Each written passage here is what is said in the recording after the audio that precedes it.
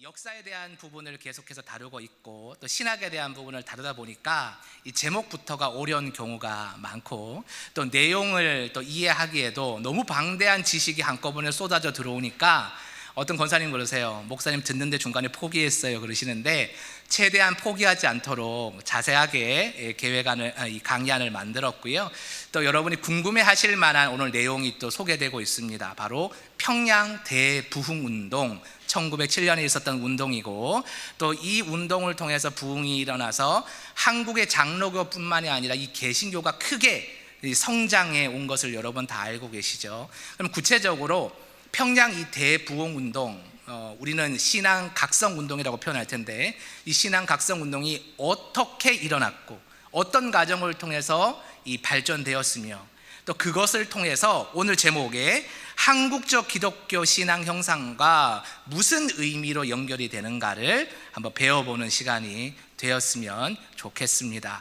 그럼 우리가 신앙생활을 할 때 처음에는 이제 교회를 목사님 보고 다니기도 하고 전도한 사람 보고 다니기도 하고 맛있는 우리 식당을 보고 다니기도 하는데 근데 어느 정도 신앙이 형성이 되고 나면은 깊어지면은 무엇을 보고 교회를 다닙니까? 하나님을 보고 다니죠. 달리 얘기하면 성령의 임재와 충만함을 바라보고 다니는데 그걸 보고 다니다가 어느 정도 10년이 지나고 20년이 지나면 시들해지는 시간이 오시죠. 그때는 뜨거웠는데 내가 첫 열심을 지금 잊어버렸다 이 말씀하시는 분들도 이 왕왕 보지 않습니까? 자, 그런 분들에게도 오늘 좋은 도전이 될 것 같습니다. 초대교회, 한국의 초대교회가 어떻게 대부흥이 일어났는가? 그 중심에는 성령님의 역사가 있었는데 그러면 성령님의 역사가 우리는 아무 준비도 안 했는데 갑자기 뿅 하고 나타난 건지 오랜 시간 준비한 무언가가 있었는지를 여러분 확인해 보시기 바랍니다. 그러면 답이 나오죠. 지금 우리의 차갑게 메마른 광야 같은 심령이 우리의 지금 상태라면 우리가 다시 1907년처럼 뜨겁게 부흥할 수 있으려면 어떻게 해야 되는가? 그 해답이 오늘 말씀 가운데 있습니다.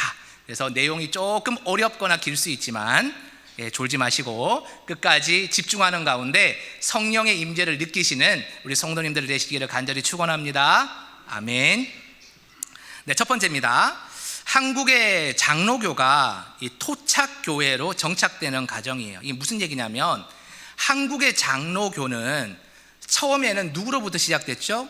외국의 선교사님들, 이 미국에서 오신 선교사님들을 통해서 이 장로교회가 시작이 됐는데 여러분 선교사님들이 복음을 전한다고 해서 그냥 교회를 다니는 그 행위로만 멈추면 미국에 있는 교회를 한국에서 다니는 것과 똑같아요.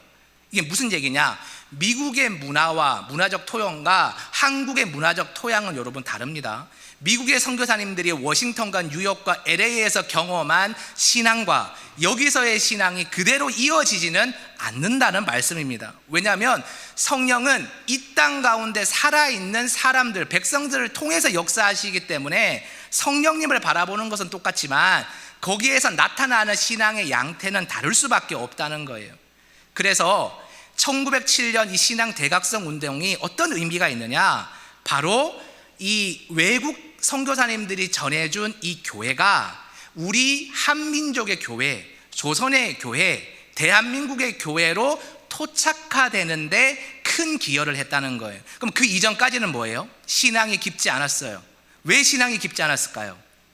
성령의 임재를 체험하지 못했기 때문이에요. 그래서 성령의 임재를 크게 체험하고 나서 한국의 장로교와 개신교가 그 형태가 나타나기 시작했다라는 겁니다. 자, 여기서 한번 깊게 한번 배워보도록 하겠습니다. 자, 한국 교회로 성장하기 위해서 하나님이 사용하신 4가지 도구가 있어요. 여기서는 정착되는 과정이라고 표현했는데 크게 보면은 사경회, 날연보, 주일성수, 새벽기도회가 있어요. 여러분 익숙하시죠? 우리가 지금 흔히 하고 있는 교회에서의 모습이잖아요. 하나씩 보겠습니다. 첫 번째, 사경회입니다. 사경회는 말 그대로 일정 기간 동안 성도들이 교회에 모인 다음에 강사 목사님이나 선교사님이 강단 위에 서셔서 성경을 가르치는 모임이에요. 성경을 공부하는 모임이 사경회입니다. 여러분 지금 어떤 시간에 오셨죠? 수요 사경회에 오셨죠. 우리가 사경회라는 표현이 익숙하다는 건 뭐예요? 우리가 장로교인이다라는 말이에요. 1907년 훨씬 이전부터 사경회가 있었다라는 것입니다. 시작은 언제냐? 무려 1890년부터 시작이 됐는데, 선교사님 중에 기포드라는 분이 계시거든요. 이 기포드라는 분이 언더우드 선교사님 집에서 처음 몇 명의 조선인들 모아놓고 시작한 성경 공부 모임이 바로 사경회의 전신이었어요. 기포드 선교사님이 이런 말씀을 하셨어요. 사경회는 한국인의 기질에 잘 맞는 성경 공부 방법입니다 라고 얘기했어요. 왜 잘 맞을까요? 당시 조선시대에서는 여러분, 글자를 배우려면 어디를 가죠? 서당에 가잖아요. 서당에서 훈장님이 앞에 앉으셔서 공자왈 맹자를 가르치시면은 그것을 마주보고 앉아있는 제자들이 따라서 하지 않습니까? 이 사경회가 딱 그렇죠. 앞에서 가르치고 앉아서 적으면서 들으시는 게 사경회인데, 한국인의 기질에 잘 맞아서 사경회가 빨리 정착했다라는 거예요. 또 사경회에 모이면요, 사경회가 하루만 하는 게 아니에요. 열흘 20일씩 했다는 기록도 있거든요. 그럼 그냥 공부만 하는 게 아니겠죠. 시간을 정해서 모이고 서로 이야기하고 나누는 시간도 있단 말이에요. 이것이 한국인의 정서에 잘 맞았다라는 겁니다. 사경회의 종류는 뭐가 있냐? 개교회, 영세교회면 영세교회, 저 옆에 있는 옆 교회라면 이웃의 교회, 각각의 교회가 모여서 하는 사경회가 있었고, 시찰끼리 모이는 사경회가 있었고, 그리고 남자는 남자끼리 모이는 사경회, 여자는 여자끼리 모이는 사경회, 도시, 특정 도시에서 모이는 사경회, 전국에서 다 모이는 대규모 사경회가 이루어졌다라는 거죠. 그만큼 한국인이 얼마나 이 말씀을 가르치고 배우고 나누는 것에 열심이었는지를 알 수 있는 대목입니다. 그럼 사경회가 어떻게 발전되었을까요? 처음에는 외국인 선교사 중심으로 했어요. 당연하겠죠. 하나님의 말씀을 잘 아는 사람들이 한국인은 거의 없었기 때문에 외국인 중심으로 사경회가 이루어져요. 사경회를 한 번 하고 두 번 하고 10번 하면 어떻게 됩니까? 제자들이 계속 생기죠. 그 제자들이 여러 번 사경회를 들으면서 성경에 통달하게 됩니다. 그래서 이 사람들을 외국 선교사님들이 세워가지고 한국교회 지도자이자 자신들의 사경회를 돕는 역할로 썼는데, 그 사람들은 뭐라고 불렀느냐? 조사라고 불렀어요. 들어보신 적 있으시죠? 조사 혹은 영수라고 불렀어요. 이 조사는 이 선교사님과 한국인들, 이 조선인들 사이에 가교 역할을 하는 사람이기도 하고 통역을 맡은 사람이기도 했고요. 영수는 한 개교회의 교회 평신도 지도자를 영수라고 부르기도 했다라는 겁니다.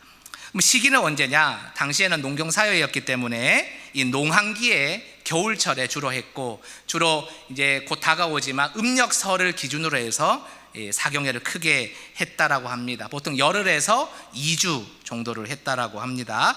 자, 많은 비용이 발생할 겁니다. 100여 명, 1000여 명, 2000여 명까지 모이기도 했으니까 많은 비용이 발생하겠죠. 초창기 비용은 미국 장로교에서 다 전액 지불을 했고, 이후로는 이제 각각 조선인들, 참석자들이 자비량으로 그 비용을 댔다는 거예요. 여행비, 교통비, 숙박비, 수업료 다 지불을 했다라는 겁니다. 그럼 사경회의 주제는 무엇이었을까요? 오늘날과 그렇게 다르지가 않습니다. 주제별로 성경 공부를 하는 거예요. 믿음이면 믿음, 삼위일체면 삼위일체, 죄면 죄, 구원이면 구원, 이렇게 공부를 했고, 책별로 하기도 했습니다. 모세오경을 하기도 하고 사복음서를 하기도 했다라는 거예요.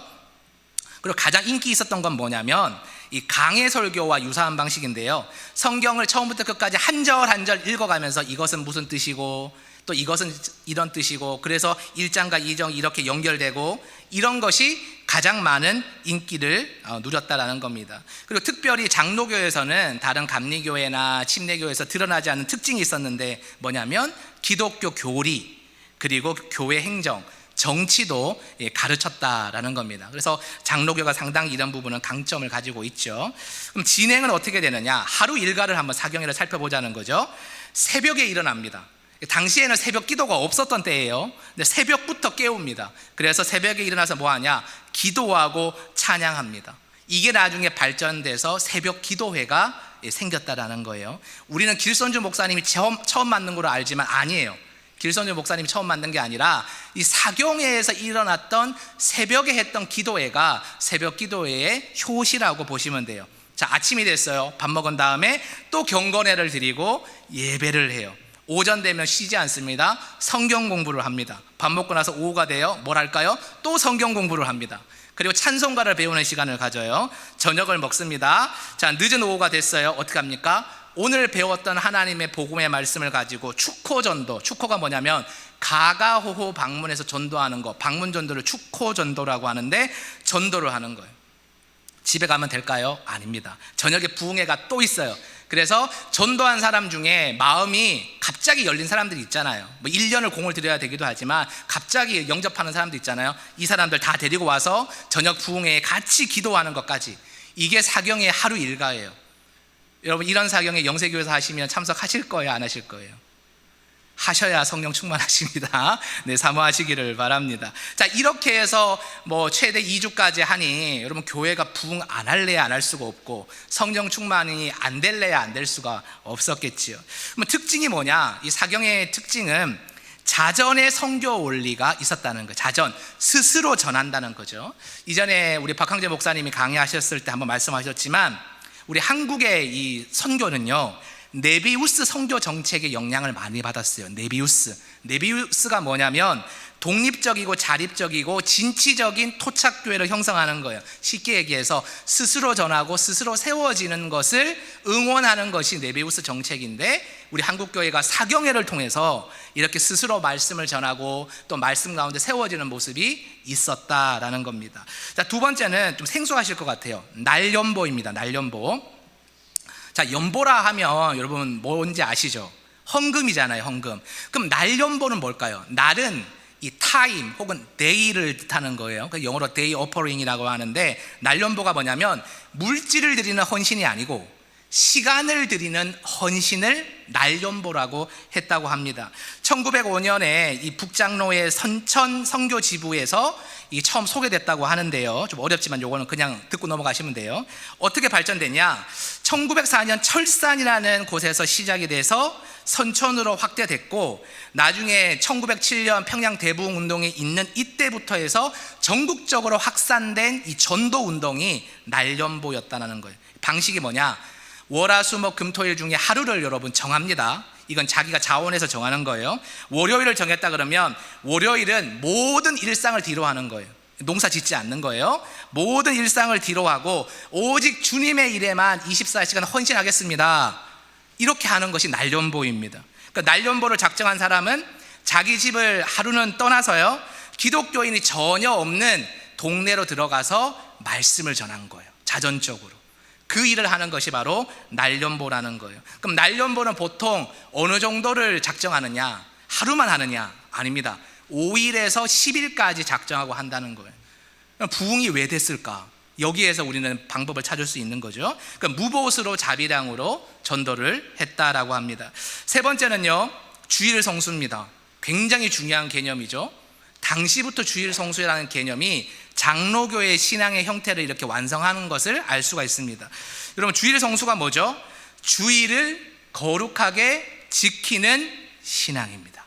단순히 주일날 다른 데 놀러 가지 않고 예배당에 오는 것 정도가 아니라 24시간을 하나님의 시간으로 고백하고 지켜내는 것이 주일 성수, 거룩하게 지키는 거다라는 거예요. 이것이 한국 개신교, 특별히 장로교의 전통 가운데 아주 중요한 거예요. 자, 간단하게 뜻을 보면요, 주일에는 세속의 노동, 세상의 일을 멈춰야 되고요, 하나님께 예배드리고 성경 공부 참석하고 기도 드리는 날로 보는 거예요. 그래서 지금은 뭐 그렇게 빡빡하게는 하지 않지만 불과 15년, 20년 전 제가 대학교 신학생일 때만 해도 주일날 영화 보러 가거나 외식하는 거나 이런 거에 대해서 상당히 부정적인 시선이 있었어요. 지금도 합동측이나 조금 보수적인 교단에서는 일체를 못하게 하죠. 그것이 옛날의 유물이었다라고 보시면서 그냥 흘려버리시지 말고 한 번쯤은 나는 어떻게 주일을 보내고 있나, 내 뜻대로 보내고 있나, 아니면 하나님이 원하시는 삶을 24시간 살아가는가 고민해 봐야 되는 지점은 분명히 있을 겁니다.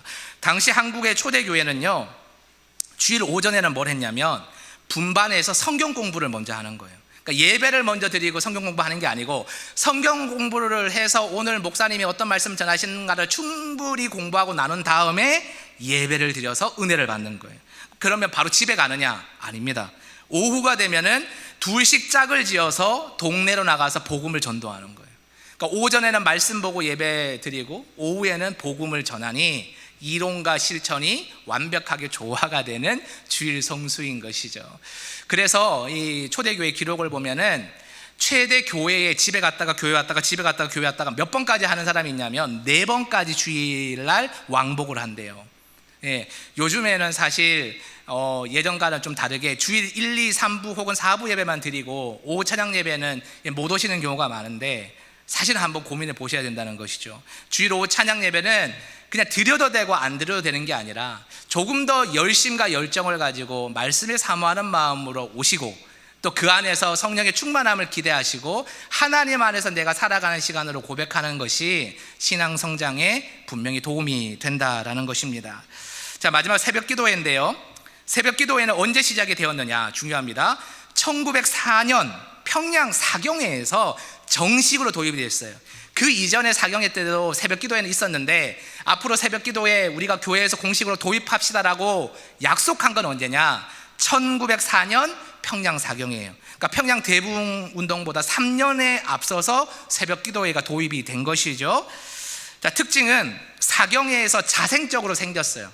그러니까 누가 새벽 기도 만들자라고 말한 사람이 있는 게 아니라 그냥 새벽에 농경사회니까 눈이 떠지고 눈이 떠지니까 기도합시다, 눈이 떠지니까 말씀 봅시다 하고 모였다라는 것이죠. 평양 장대은 교회의 담임 목사님이자 장로님이셨던 분이 여러분 아시는 대로 길선주 목사님이에요. 근데 길선주 목사님은 새벽교회를 만든 효시가 되시는 분은 아닌데 발전시키신 분은 맞아요. 1909년에 이 길선주 목사님이 당시에 수석 장로님이셨던 박치록 장로님이라는 분이 계신데 그 장로님을 이렇게 권면해서 장로님, 우리가 교회 지도자인데 우리가 먼저 모범을 보여야 되지 않겠습니까? 4시 반까지 예배당에 오시지요 해서 길 목사님이랑 이 박 장로님만 둘이서 기도하려고 했는데 이 소식이 소문이 나가지고 성도들 1명 2명이 와서 전체가 예배하는 새벽 기도회로 발전이 되었다라는 것이죠. 근데 정리를 해보면요, 이 날연보, 주일 성수, 새벽 기도회, 사경회에 여러분 공통점이 있어요. 뭔 것 같으세요? 뭔 것 같으세요? 시간입니다. 시간과 관련이 있다는 거예요. 시간과 관련된 경건 훈련이에요. 그러면 시간을 낸다라는 표현이 뭐죠? 마음을 쏟는 거예요. 내 우선순위가 말씀에 있는 거예요. 교회에 있는 거예요. 동시에 어떤 의미가 있습니까? 이 시간을 내가 교회에 드림으로 인해서 내가 세상에서 해야 되는 것에 대한 손해를 각오하는 거예요. 그래서 여러분 주일마다 주일 성수를 위해서 예배당에 오시는 것은 보통 일이 아니에요. 하나님을 위해 세상의 일을 꺾어내고 오는 것이기 때문에 그 예배가 능력이 있는 것이고 그 예배 가운데 성령의 임재를 경험할 수 있는 거예요. 그러니 우리가 여기에 주목하는 것이 참 중요하다라는 겁니다.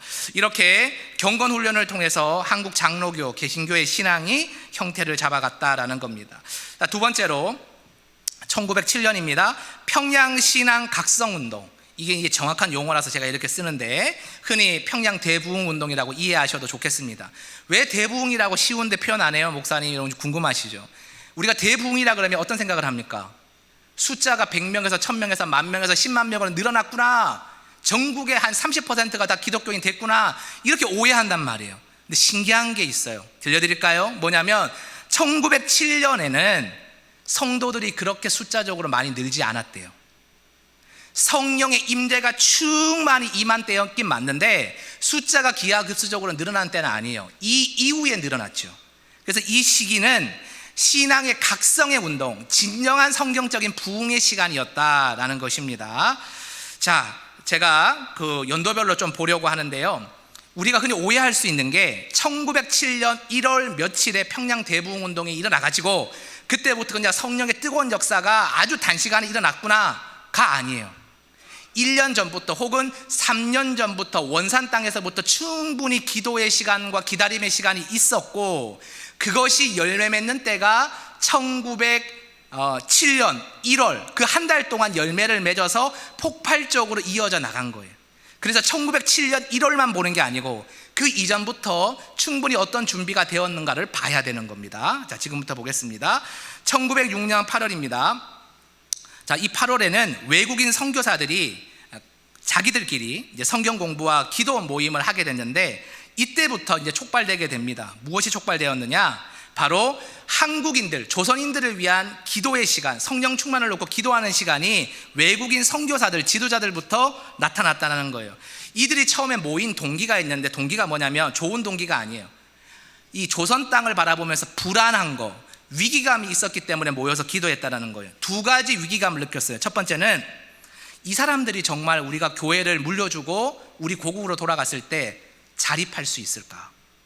여러분, 왜 이런 고민을 했을까요? 선교사님들이 한국인들을 봤을 때 그냥 미국 문화가 좋아서 온 사람이 있고, 미국에서 학교, 의료원 같은 거 지어줬잖아요. 이런 게 좋아서 온 사람들, 사대주의 때문에 온 사람들이 태반이었고, 성령의 깊은 충만함의 체험이나 이런 것이 없이 그냥 따라만 다니는 조사의 역할에 멈추는 사람들이 많았다는 거예요.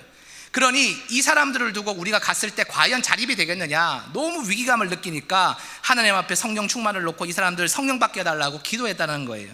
두 번째 위기가 뭐냐, 이거 역사적인 사건인데 1905년에 을사늑약이 체결됩니다. 을사늑약이 뭐냐, 이 영국과 미국이요, 한국에 대한 일본의 통제하는 행위를 일정 부분 허용합니다. 왜 조선 땅에 일어나는 그 일들을 왜 일본과 미국과 영국이 정합니까?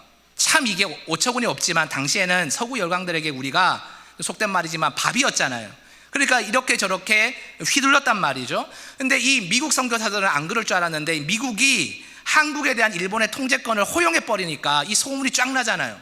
그래 어떻게 되겠습니까? 미국 선교사를 보는 이 한국인들의 시선, 조선인들의 시선이 곱지 않았다는 거예요. 그러니 이 복음이 전파되는 속도도 급격하게 늦어지게 됩니다.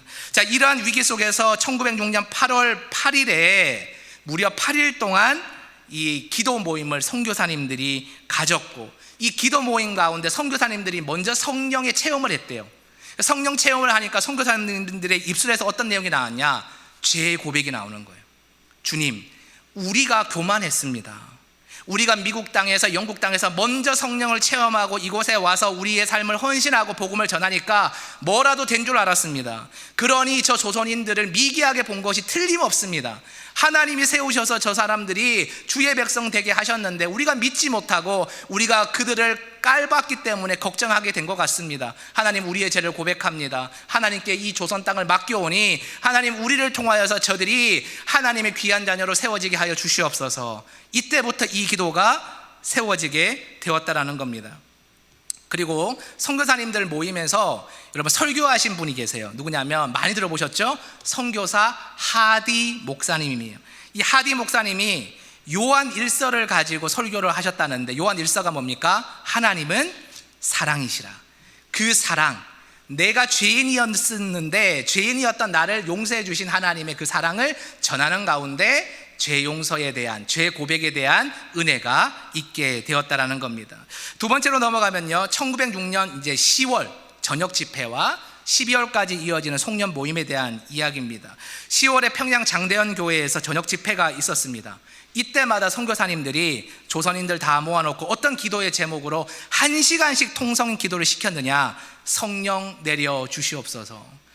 여러분, 우리가 3분짜리 기도할 때가 많잖아요, 그렇죠? 우리 이러이러한 기도 제목으로 두 손을 높이 들고 다 함께 주여 한번 외쳐 부르고 통성으로 기도하겠습니다. 여러분, 3분 동안 큰 목소리로 두 손 높이 들고 기도하면 힘들까요? 힘들지 않을까요? 해볼까요? 네, 힘들죠. 근데 하나님의 임재를 사모하면서 깊이 임재 안에 들어가면 1시간을 손들고 해도 힘들지 않아요. 경험해 보셨죠? 그 깊은 은혜와 간절함이 있어야 성령의 충만함의 문이 열리는 것이죠. 자, 집회 가운데 미국에서 온 존스턴 목사님이 계셨는데, 존스턴 목사님이 인도 갔다가 조선 땅에 오셨는데, 인도에도 그 카스트 제도에 억눌린 백성들이 복음을 받아들이는 것을 보면서 은혜를 얻게 되었습니다. 설교를 했다는 거예요. 그러면서 평양 장대현교회에 앉아있는 성도들을 향해서 이렇게 외쳤답니다. 여러분 중에 성령 받기 원하는 사람이 있으면 자리에서 일어나십시오 라고 했을 때 가장 먼저 일어난 사람이 누구였을까요? 여러분 다 아시는 길손주 장로님. 이후에 목사님 되신 그분이 일어나서 자신이 죄됨을 고백하고 성령 충만을 경험하게 되었다라는 거예요. 이렇게 한 사람 한 사람 지도자들이 성령 충만함으로 세워지게 되었다라는 겁니다. 자, 선교사들이 이제 12월에 송년 모임을 갖습니다. 송년 모임의 원래 역할은 선교사 가족들끼리 서로 이렇게 교류하는 거, 기도하는 거, 그리고 올해 한 해는 어떻게 지냈다 피드백을 나누고 내년 한 해 계획을 나누는 그런 시간이었는데, 이때부터 선교사님들이 더 깊이 기도하자고 이야기합니다. 이 성령 충만함, 우리가 먼저 성령 충만함을 경험하고 조선 땅의 백성들이 성령 충만함을 경험하도록 기도합시다. 기도 모임으로 바뀌었고, 그리고 나서 결정한 게 있어요. 뭐냐, 조선인들과 함께하는 사경회에서 우리가 이들의 환심을 끌기 위해서 했던 순서들이 있는데, 즐겁고 유쾌한 오락 순서들이 있는데, 뭐 윷도 놀고 이런 게 있잖아요. 이런 거 하지 말자. 순수하게 신앙만을 놓고 기도하는 시간을 더 가지자, 이렇게 결단하면서 이때부터 사경회는 더욱더 말씀 중심의 사경회로 바뀌었다라는 겁니다. 자, 세 번째입니다. 자, 1907년 평양 사경회, 평양 대부흥운동, 신앙 각성운동을 본격적으로 다뤄볼 텐데, 총 며칠 동안 제가 일자별로 정리했냐면 10일입니다. 10일 동안 놀라운 성령 충만의 임재가 단계별로 있었어요. 한 번에 뭐 뜨거운 마음이 확 임하고 방언이 터지고 신유의 능력이 터지고 이게 아니라 10일 동안 순차적으로 임한 성령의 이 발자국을 여러분 한번 느껴보시기 바랍니다. 자, 1월 2일 수요일입니다. 평양 장대흥교회에서 겨울 남자 사경회가 열렸어요. 그럼 여자들은 어떻게 하느냐? 여자들은 별도의 장소에서 사경회를 했다는 거예요. 예전에는 여러분 기역자 교회가 있죠. 기역자 교회가 있죠. 여러분 이거 왜 만들었죠? 남녀 7세 부동석이니까 요 꺾인 부분에 목사님이 있고 여기는 남자, 여기는 여자가 앉는 거잖아요. 아, 이게 남녀 평등이 아니고 복음적이지 않잖아요. 요즘은 그렇죠. 그러나 당시의 문화적인 것을 한 번에 뛰어넘을 수 없기 때문에 우리 인간은 약하니까, 그래서 이런 부분이 있었고, 사경회도 함께 모이는 사경회가 있지만 남자 사경회, 여자 사경회 나눠서 한 적도 있었다라는 겁니다. 자, 이 겨울 남자 사경회부터 성령의 역사가 일어났는데 무려 1,500명의 남성 성도가 모였다라는 거예요. 그러니까 사경회 끝나면 바로 집회에서 기도하는 시간까지 가지게 됐고요. 당시에 강사는 선교사님들과 우리 조사분들이 함께 했다라는 겁니다. 여성들은 어디 모였을까요? 사창골교회, 산정현교회, 남문박교회, 서문박교회, 이 네 교회의 사랑체에 모여서 여성들과 동일하게 사경회와 기도회에 참석하게 되었다라는 겁니다. 자, 1월 5일 토요일이 되었습니다. 선교사님 중에 방위량이라는 선교사님이 있어요. 영어 이름은 블레어라는 목사님인데, 이분이 고린도전서 12장 27절을 배경으로 설교를 해요. 굉장히 중요합니다, 여러분. 자, 이 내용이 뭐냐면, 너희는 그리스도의 몸이요 지체의 각 부분이라. 여러분 이 말이 무슨 말일까요? 우리 모두는 서로가 서로보다 더 잘났고 못났고가 없다는 거예요. 내가 손가락이 밉다고 자르면 어떻게 돼요? 발가락까지 아픈 거예요. 무슨 얘기냐? 성도들은 모두가 다 소중하고 존귀하고 사랑해야 되는 존재이다. 서로 반목하거나 질시하면 안 된다라는 말씀을 전하는 거예요. 만약에 이것을 하지 못하면 뭐라는 거죠? 죄라는 거예요. 천국에 맞지 않는 사람이라는 것을 방위량 목사님이 수일에 걸쳐서 담대하게 전했어요. 이때부터 성령의 이 메시지가 죄가 뭐냐라는 질문에 성도들끼리 싸우는 죄, 성도들끼리 미워하는 죄, 관계가 회복되지 않는 이 죄가 하나님이 미워하신다는 가르침이 평양에 있는 모든 사람들에게 전파되게 되었다라는 거예요. 자, 1월 6일 주일이 되었습니다. 이제 각기 자기의 교회로 들어가서 주일 송수를 하게 됩니다. 이때 장대흥 교회에 어떤 기록이 있냐면, 이날 설교를 길손주 장로님이 하셨는데, 이 장로님의 설교하는 모습을 보면서 어떤 분이 이런 기록을 남겼어요. 마치 장로님께서 하늘의 능력에 사로잡혀서 설교하는 것 같았다. 이 성령 충만함이 점점 그 문을 열어가고 있는 것이죠. 그러면서 죄를 지었을 때 얼마나 이것이 고통스럽고 무서운 일인지를 몸짓을 하면서 장로님이 설교를 하셨는데, 이것을 보면서 설교를 들으면서 많은 성도들이 온몸을 쥐어짜면서 죄를 실토하기 시작했다는 거예요. 이런 기록이 있습니다. 장동교회 많은 성도들이 죄를 자복하며 마룻바닥에 나뒹굴고 엉엉 소리를 내며 죄를 공개적으로 자백했다. 그러면 우리가 하나님 앞에 기도할 때, 하나님 제가 죄인입니다 주여, 여기까지만 하잖아요. 여러분, 우리가 예수 그리스도가 십자가에 달려서 우리의 죄를 사했지만 사해 주신 하나님 아들의 생명값만큼 우리가 잘 살고 있습니까? 어떻게 생각하세요? 우리가 요즘에 시대가 바뀌어서 그렇게 기도하지 않는 게 아니라 지금에라도 하나님 앞에서 우리의 죄가 있다면 엉엉 울면서 나뒹굴어야죠. 통성으로 기도해야죠. 근데 통성으로 기도 안 하는 이유 중에 많은 이유가 뭡니까? 옆 사람 들을까 봐. 기도는 옆 사람 들을까 봐가 아니에요. 들으면 어때요? 하나님 앞에 아무런 눈치 보지 않고 온 몸으로 온 음성으로 토해내는 죄 고백이 있을 때 하나님께서 성령을 부으신다라는 겁니다. 자, 이 놀라운 고백이 있으니까 길선주 목사님을 포함해서 많은 성도들이 기대를 했잖아요. 어떤 기도를 했을까요? 야, 이제 성령이 사도행전 1장의 오순절에 성령이 임하나 보다, 이제 혀처럼 갈라지는 성령의 그 능력이 나타나나 보다 했는데 거기까지였어요. 성령의 뜨거운 불이 경험되지 않았습니다. 그러니까 사람들이 기대했다가 얼마나 실망이 됐겠어요. 그래서 무거운 마음으로 집으로 돌아갔다는 기록이 있습니다. 1월 7일 월요일 새로운 한 주가 밝았습니다. 정오 기도회가 있었는데 정오 기도회에 성도들이 모였어요. 어떻게 이렇게 매일같이 하루 3번씩 모이나요? 목사님 하시지만 농경사회니까 1월 달에는 특별히 할 게 없잖아요. 그러니까 하루 3번, 4번씩 모이는 거죠. 정오 기도회에 모인 선교사들이 절박한 심정으로 기도합니다. 이렇게 한 문장으로 기도했대요. 오늘 저녁에는 주님, 성령의 역사가 나타나게 하여 주시옵소서. 이 한 가지로 기도했다는 거예요. 이때 기도하고 나서 말씀을 전하시는 분이 누구냐? 이길함 선교사님, 영어 이름인데 그레엄 리라는 목사님이 설교를 하셨고 통성기도 인도하시고 신앙 간증도 하시고 찬송도 불렀어요. 자, 그랬는데도 예배 때는 뜨거웠는데 뭔가 이 성경의 그 역사는 안 일어나는 것 같아요. 그럼 우리는 어떻게 될까요? 우리 같으면 실망해서 아휴, 오늘은 아닌가 보다, 그리고 그냥 집에 털썩털썩 가죠. 오늘 나가서 맛있는 거 먹어야 될 텐데 오늘은 뭐 먹을까? 기도하느라 힘들었는데 외식해야지, 이런 생각하면 나가잖아요. 근데 이분들은 그렇게 하지 않아요. 집회가 끝났는데도 많은 사람들이 남아서 기도합니다. 자발적으로 500에서 600명이 예배당에 남아 통성으로 기도했는데 그때 이 기도의 음성이 얼마나 컸던지 이렇게 기록합니다. 이들의 기도 소리는 폭포수 같았고 큰 파도 소리 같았습니다. 여러분, 얼마 전에 담임 목사님 말씀해 주신 미국의 에즈베리 대학교의 부흥 사건 기억하시죠? 이게 언제 일어났습니까? 정규 채플 때 일어난 게 아니에요. 채플 끝나고 그 수십 명의 학생들이 점심 먹을 시간 반납하고 하나님께 자발적으로 기도할 때 성령의 역사가 나타났거든요.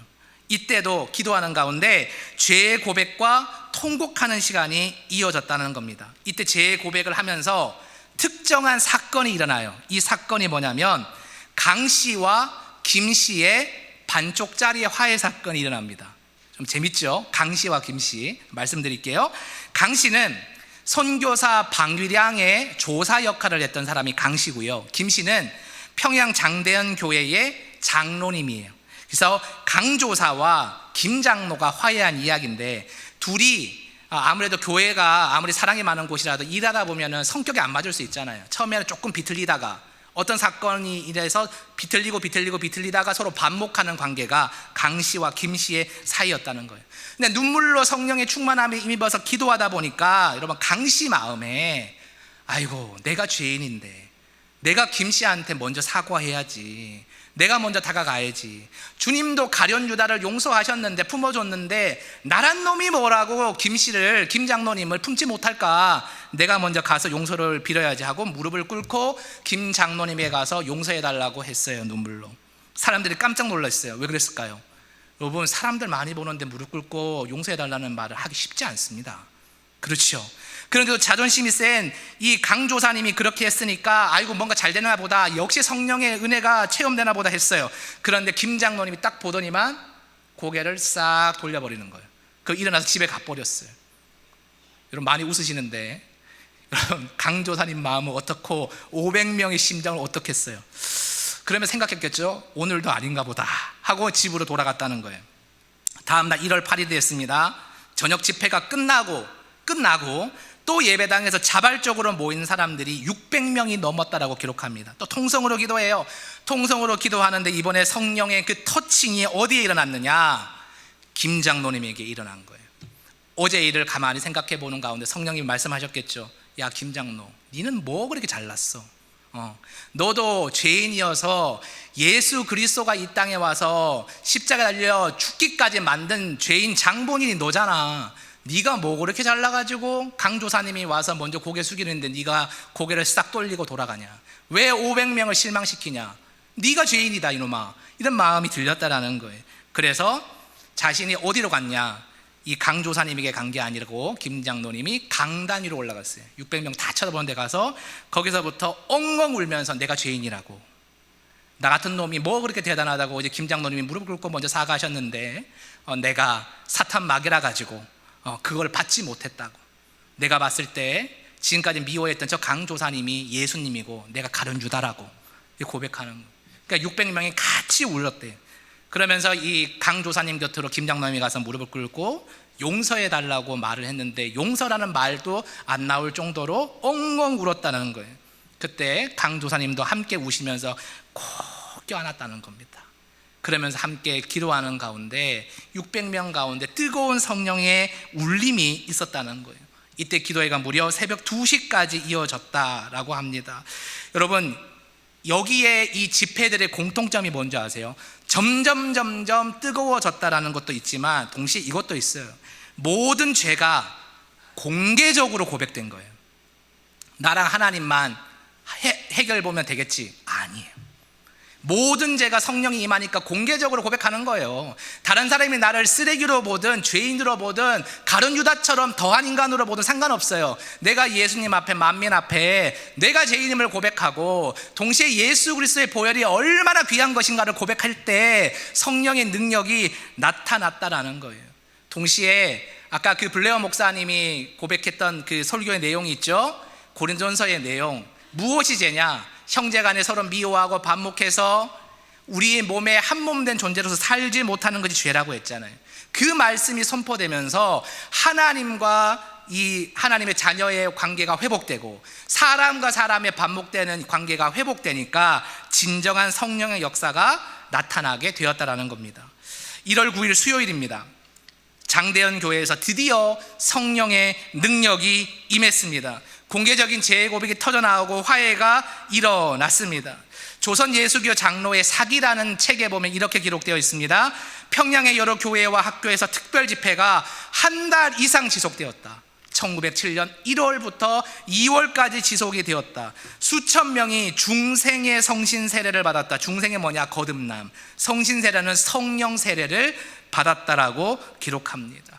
1월 10일과 1월 11일에는 학생들도 이 성령의 능력을 경험합니다. 숭의 여학교를 비롯한 여러 기독교 학교에서 학생들이 오전 10시부터 오후 1시까지 기도하는 가운데 성령의 역사, 회복의 역사, 하나됨의 역사를 경험하게 되었다라는 겁니다.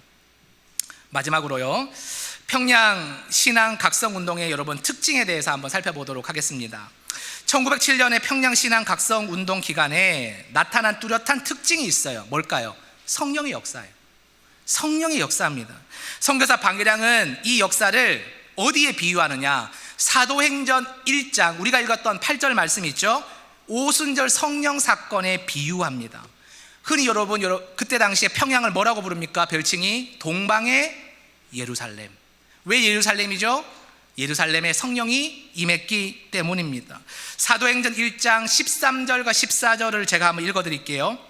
들어가 그들이 유하는 다락방으로 올라가니 베드로, 요한, 야고보, 안드레와 빌립, 도마의, 바돌로메, 마테와 및 알페오의 아들 야고보, 셀로딘 시몬, 야고보의 아들 유다가 다 거기 있어 여자들과 예수의 어머니 마리아와 예수의 아우들과 더불어 마음을 같이하여 오로지 기도에 힘쓰니라. 아멘.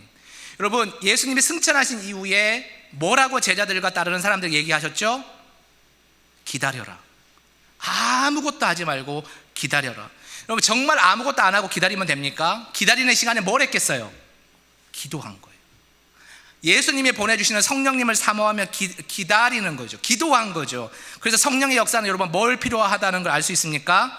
기다림이 필요해요. 그리고 기도가 필요해요. 기다리는 가운데, 기도하는 가운데 반드시 임하는 게 뭐예요? 성령의 역사예요. 오늘 금요 성령 기도회에 와봐야지. 금요 성령 기도회니까 성령이 임하겠지 하고 왔어요. 임하지 않아요. 집에 가요. 이것 때문에 안 되고 저것 때문에 안 되고, 하나님 뭐라고 생각하시겠어요? 성령 기도회라고 성령이 임하는 게 아니에요. 모든 예배 때마다 성령은 임하세요.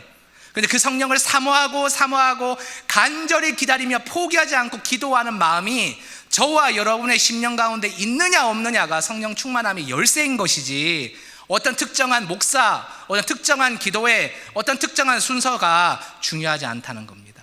여러분, 사도행전 1장의 가르침과 1907년에 평양 장대현 교회를 비롯한 많은 평양의 교회에서 일어난 신앙 각성 운동이 우리에게 알려주는 메시지를 잘 깨달으시기를 바랍니다. 여러분, 평양 신앙 대각성 운동의 큰 특징은 두 가지입니다. 하나는 죄 고백이 있었다는 것이고, 두 번째는 한국 기독교 신앙의 정체성이 확립된 사건이다라는 겁니다. 죄 고백은 크게 네 가지 죄를 볼 수 있어요. 첫 번째는 마음에 담겨 있는 죄, 미움이나 시기나 질투. 밖으로 드러난 악한 행위도 죄입니다. 거짓말, 눈속임, 사기행각, 술, 담배, 도박, 마약, 간음 다 죄인 것이죠. 신앙운으로 삼가야 될 직업도 있습니다. 주막집에서 술 파고 유흥 팔면서 돈을 버는 것도 죄인 것이고, 축첩이라 해서 첩살이 하는 것도 죄인인 것이죠.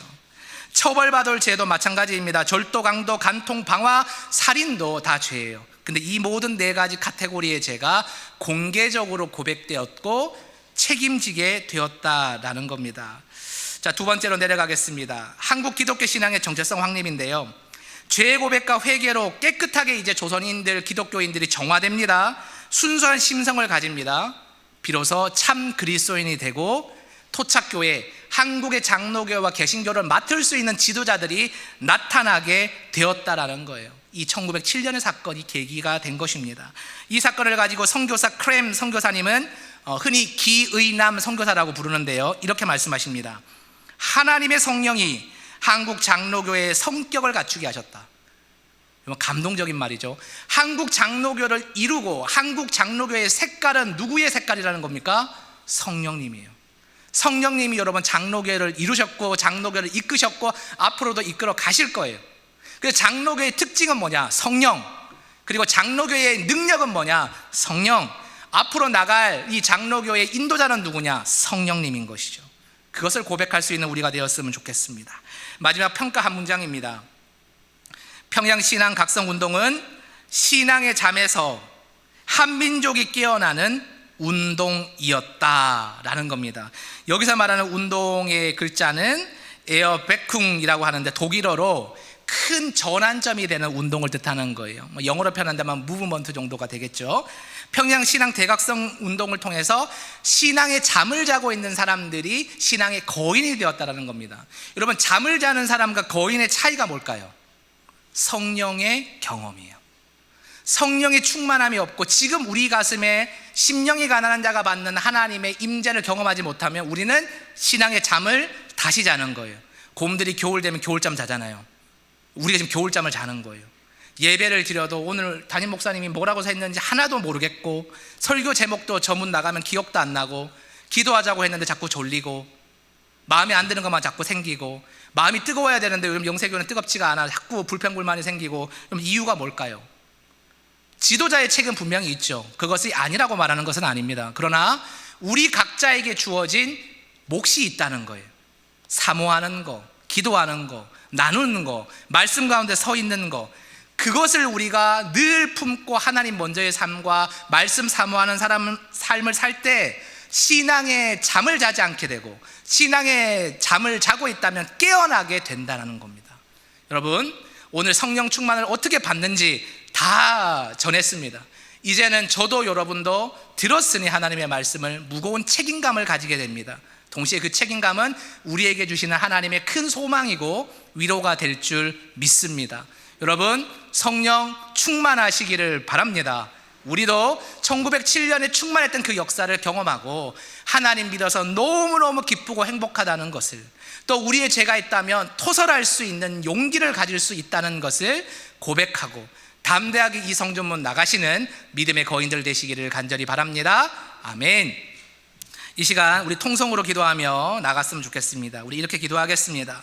주님, 우리도 평양 장대현 교회와 평양의 모든 우리 성도들이 경험했던 것처럼 성령의 충만함을 경험하게 하여 주시옵소서. 우리 가운데 신앙의 잠을 자고 있다는 것이 있다면 깨어나게 하여 주옵소서. 성령을 사모하게 하여 주시옵소서. 말씀을 사모하게 하여 주옵소서. 오직 성령님만을 바라보며 우리의 영이 하나님 앞에 뛰어놀 수 있도록, 우리가 다시 한번 신앙 안에서 거인으로 성장할 수 있도록 주여 우리 마음을 붙드시고 우리 가운데 능력을 부어 주시옵소서. 다 함께 두 손을 높이 들고 주여 한번 외쳐 부르고 통성으로 기도합시다. 주여!